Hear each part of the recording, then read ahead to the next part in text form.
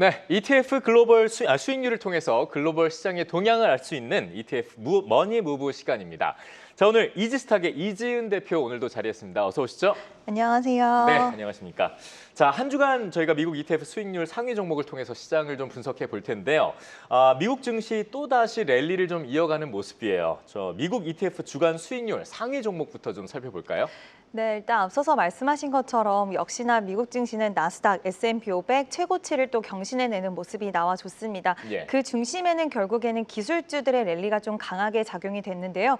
그에 따라서 결국에는 비트코인 관련된 상품이라든지 아니면 우리가 AI 시장의 확대 국면에서 같이 좀 따라다니는 단어가 있습니다. 바로 양자 컴퓨팅인데요. 이와 관련된 상품이 굉장히 좀 수익률 상위권에 자리를 하고 있었고 전체적으로 미국 증시 같은 경우에는 한 차례 러셀 2000이 또 지수가 올라오면서 중소형주 쪽으로의 수급이 이동하는 현상이 나오나 싶었지만 역시 기술주들이 강했습니다. 예. 그 영향력이 결국에는 지금 수익률 상위를 보면 양자 컴퓨팅 종목이라든지 마라홀딩스 같은 경우에는 비트코인 채굴 기업입니다. 또 비트코인 자체가 좋은 모습을 보이면서 비트코인 관련된 기업들의 또 수익률 좀 상위에 링크되는 모습이 보여졌고요. 오라클은 개별적으로 이제 데이터 센터 관련된 이제 추가 수주를 받았다는 소식이 나오면서 AI 확장 국면에 또 수혜를 받을 수 있는 기업으로 다시 한번 급부상하는 모습을 보여줬고 네. 사운드 하운드라던가 AI 관련된 이런 기업들이 좋은 모습을 보여주는 한 주의 흐름이었습니다. 네, 맞습니다. 말씀 주신 대로 이 양자 컴퓨팅과 관련된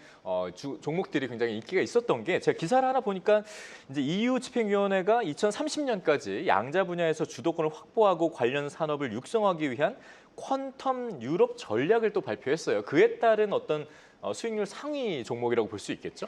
네, 일단 전체적으로 방금 말씀하신 것처럼 EU를 비롯해서 정말 많은 나라들이 지금 양자 컴퓨팅에 큰 돈을 쏟아내고 있는 그런 상황인데요. 예. 그렇다 보니까 이 양자 컴퓨팅은 앞으로 AI 시장의 확장 국면에서 반드시 따라가야 되는 부분이고 지금 일반 컴퓨터와 기존 컴퓨터가 못하는 부분까지도 양자 컴퓨터는 해결을 할 수 있다 보니까 이 부분이 AI 시장이 성장함에 따라서 같이 좀 해야 되는 부분이라고 국가 차원, 기업 차원에서 이러한 행보들이 이어지고 있는 상황입니다. 그중에 퀀텀 컴퓨팅 같은 경우에는 지금 양자 컴퓨팅 시장에 대한 전망치가 높아지면 높아질수록 최근에 유상증자를 또 진행을 한다라고 했어요. 근데 예. 우리나라로 보면 이제 유상증자 관련된 이슈가 나오면 보통 기업들의 주가는 좀 안 좋은 경우들이 많은데 역시나 퀀텀 컴퓨팅 같은 경우에도 한 차례 조정의 흐름은 나왔지만 결국에는 이 유상증자에 대한 부분들을 가지고 추가 투자에 대한 확대 쪽으로 시선이 같다라는 것은 그만큼 지금 이 산업에 대한 성장성의 시장은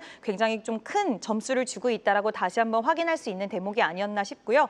기술적으로 봤을 때도 다시 한번 양자 컴퓨팅 관련된 종목군들이 굉장히 좋은 모습을 나타내고 있는데 상반기에도 좋았지만 지금 하반기 때 오히려 한 차례 조정을 겪었기 때문에 다시 한번 추가 상방이 열려 있다라는 부분들 참고해 주시면 좋을 것 같습니다. 네, 뭐 그런 만큼 어쨌든 54%가 넘는 주간 상승률을 보였고요.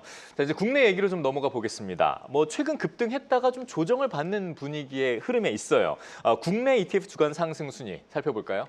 네, 맞습니다. 이번 주는 굉장히 좀 변동이 컸던 한 네. 주가 아니었나라는 생각이 드는데요.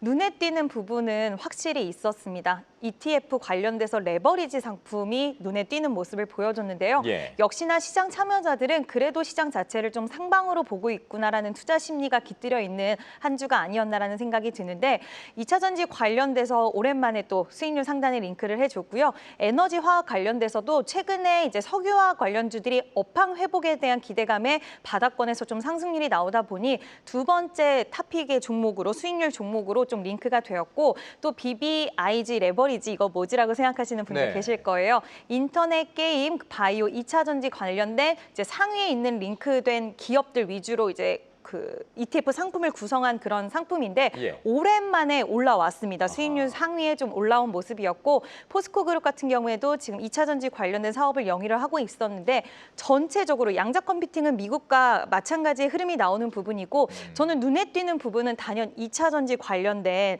이 섹터가 그동안 잘 안 보였는데 네. 이번 주에는 굉장히 수익률 상위의 다양한 상품들이 링크가 되었다라는 점이 아니었나라고 생각이 듭니다. 안 그래도 그 부분을 바로 여쭤보려고 했는데요. 지금 그 2차 전지와 관련해서 이 상품을 좀 눈여겨보시는 이유가 뭡니까? 네, 일단 미국 쪽에서 지금 OBBB 법안이 감세 법안이 지금 완료가 됐어요. 근데 네. 사실 이렇게 되다 보면 우리나라 기업들의 점유율은 떨어질 수밖에 없는 상황에서도 불구하고 왜 2차 전지 관련된 상품이 좋았고 최근에 흐름이 좋았냐를 생각해 보면 결국에는 불확실성에 대한 제거로 좀 생각을 하고 있는 것 같습니다.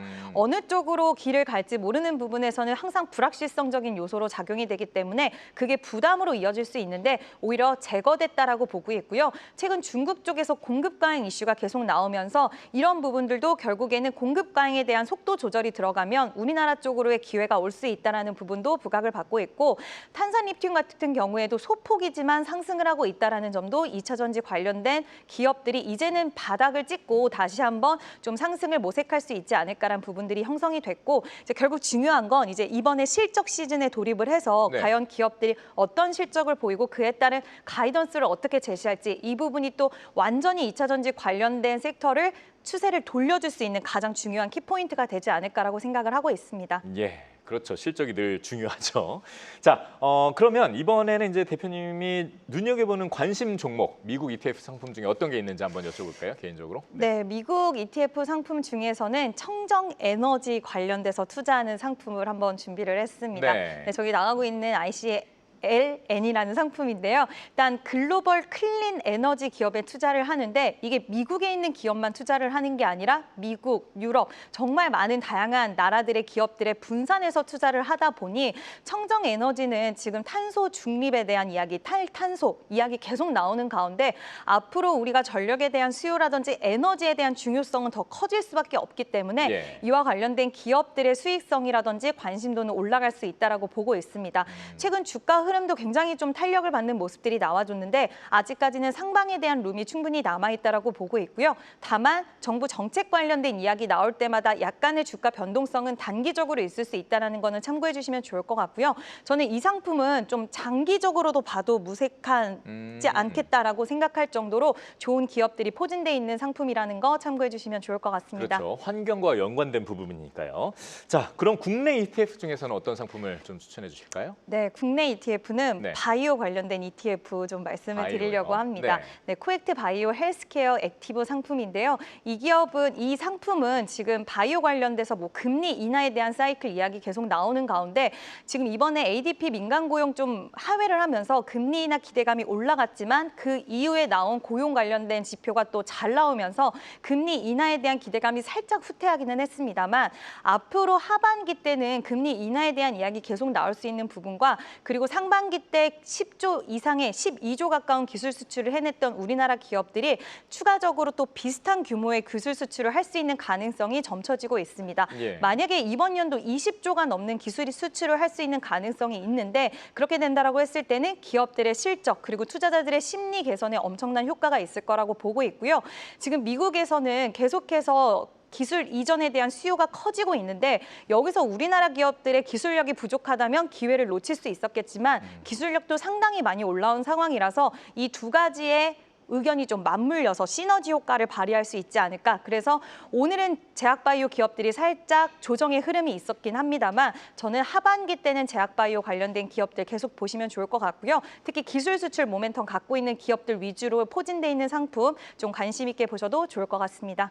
네, 자 이렇게 해서 미국과 국내 ETF 추천 종목까지 저희가 살펴봤습니다. 자 오늘도 이재현 대표님 도움 말씀 고맙습니다.